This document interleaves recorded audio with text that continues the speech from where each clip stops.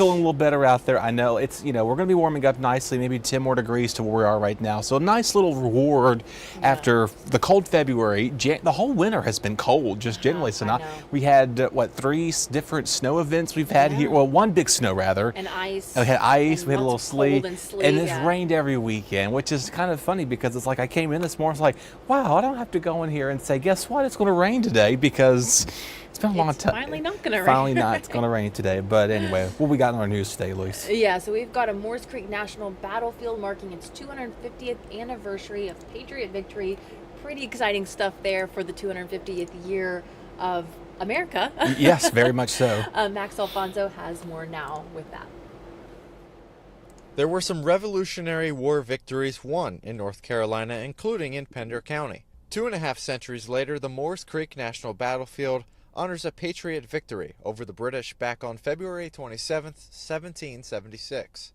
Today is the actual 250th anniversary of the Battle of Moores Creek Bridge, which is the first decisive Patriot victory of the American Revolution. The battle was just months before the Declaration of Independence was signed. The National Battlefield has been celebrating the 250th anniversary all week, and Friday's rainy weather didn't keep visitors from coming out to honor the American Revolution. And what we had going on today was our wreath-laying ceremony, which was a ceremony put together by the daughters and the sons of the American Revolution, basically coming here to pay tribute to Private John Grady, the first North Carolinian to die on a battlefield for American independence.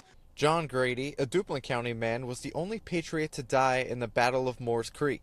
To mark the anniversary, the National Battlefield was filled with a variety of demonstrations. Volunteer Margie Lindsay says she loves seeing people visit the National Battlefield and learn more about American history. To see so many people who are enthused about it and who want to come out and learn about it and celebrate it, that's just heartwarming to me. Reporting in Pender County at the Moores Creek National Battlefield, Max Alfonso, WITN News.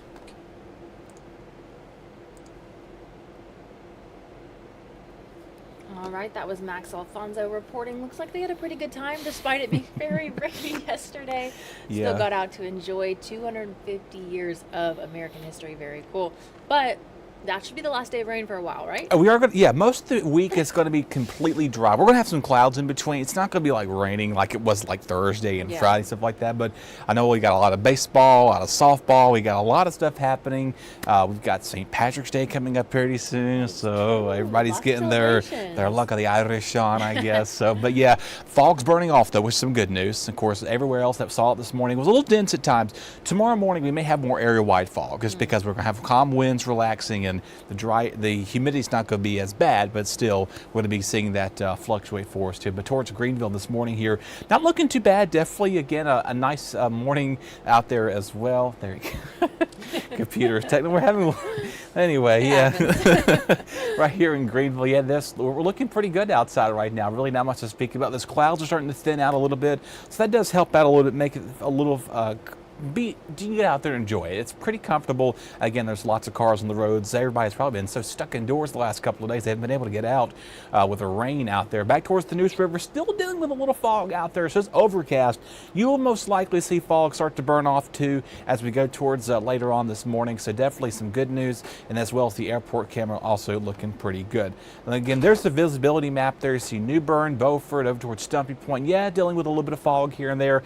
Outer Banks, you've got these marine fog advisories until 11 a.m. So you'll probably see those go for another hour or so, give or take. But the inland spots, everybody's looking good. Visibility's looking as clear as it can be. But tomorrow morning, again, because we're going to have calm winds, things are going to start to kind of die down a little bit. We'll start to see that fog form once more. 50s, some 40s along the coastline. It's not going to be warm along the coast today. So if you're trying to make some plans to head to the beach, today probably not going to be a good beach day, but tomorrow will be, though, for sure. We're going to be seeing the water temperatures maybe a little on the cooler side. So that fog there along the coast, kind of patchy at times today, but then tonight and tomorrow morning, it really fills back in out there. So we'll watch that carefully for you during the morning show tomorrow. Hopefully we have a morning show.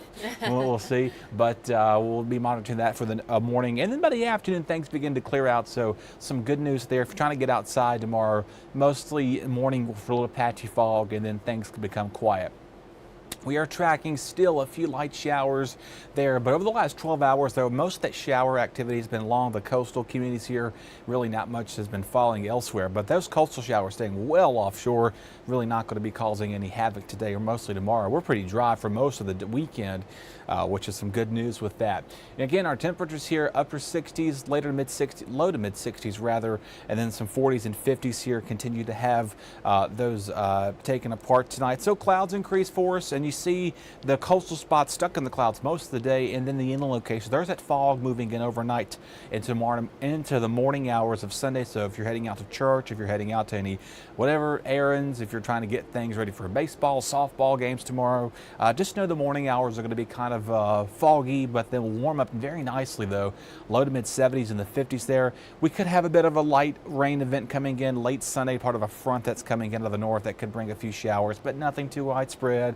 It's going to fall apart as it kind of crosses over our area. So Sunday, most of the day is looking good. It's that really late night time frame we're watching out for a few showers. And you kind of could see really not much again, kind of model data going back and forth on that. But most of the winds, though, very nicely. Calm, relax, not going to be causing any problems tomorrow. It's not really till late in the day. Once that front kind of brings in that rain, it's going to really usher in those windy conditions once more. So Sunday night into Monday morning, it's going to be windy. You already know what that means. We're going to be dealing with wind chills back down to the 30s and 20s Monday morning.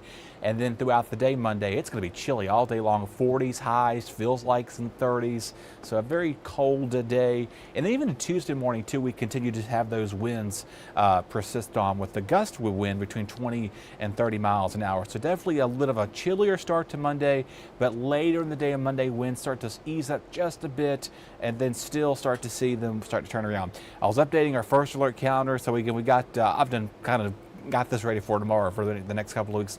Again, we got the ECU LeClaire Classic today, today and tomorrow there. The Pirate Exchange Market there. We have basketball returning on NBC pretty much all month. Every Tuesday and Sunday will feature the NBA on NBC. So hopefully that doesn't interrupt our newscast, but that'll also stream those on Peacock if you have that. More softball next weekend against Wichita State. That's a 3-game series, and we could turn the clocks ahead 1 hour. We were talking during the morning, when the report was on this morning about how much we're going to lose at sleep. Yes. But it's going to be nice late in the afternoons. You know, a lot of sunsets like those coming soon. Definitely will be nice to have that sunshine in the evening, especially when I'm out reporting. Don't have to use my lights and things like that and bother with the darkness. But yeah, not great to lose the sleep.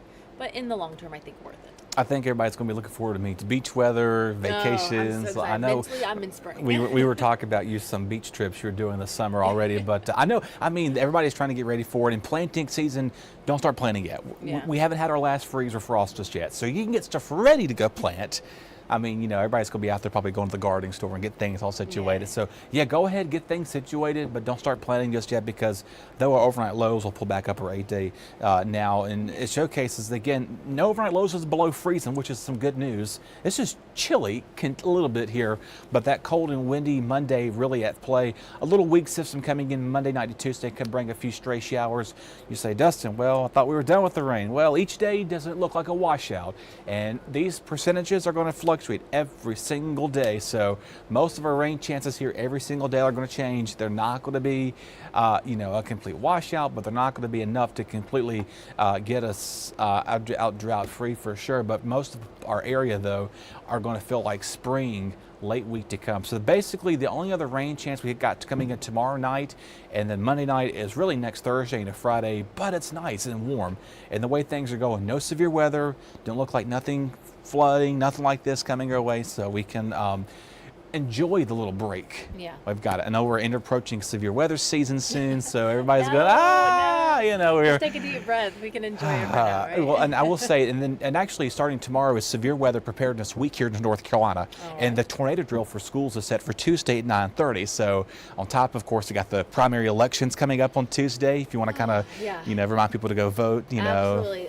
Today's the last day of early voting. Okay. And then obviously voting will continue next week, but elections in Tuesday night, 7:30, I believe. Yeah. I need to check up on that. but yeah, we'll be out there bringing you your latest updates, so make sure to turn in to all WITN news, online, web, TV, everything. to get your latest updates. Yes. But also want to say good morning to Elaine, Bobby, Shelba, and Juanita. Thank you guys so much for tuning in and getting your updates with us. I think that's all we have for you. That's right? all we got today. right. Yeah, our 6 o'clock news is scheduled to go back on. Everything hopefully should be back normally. Should be back on tomorrow morning at 7 a.m. If not, we'll pop back on here and hopefully no more special. hopefully not. But other than that, yeah, we'll keep you updated on that. The weather front's quiet, makes our jobs easy. So get outside, enjoy it, and go to the ball games and whatever you have tomorrow. It's going to be looking fantastic. Sounds good. Happy Saturday, guys.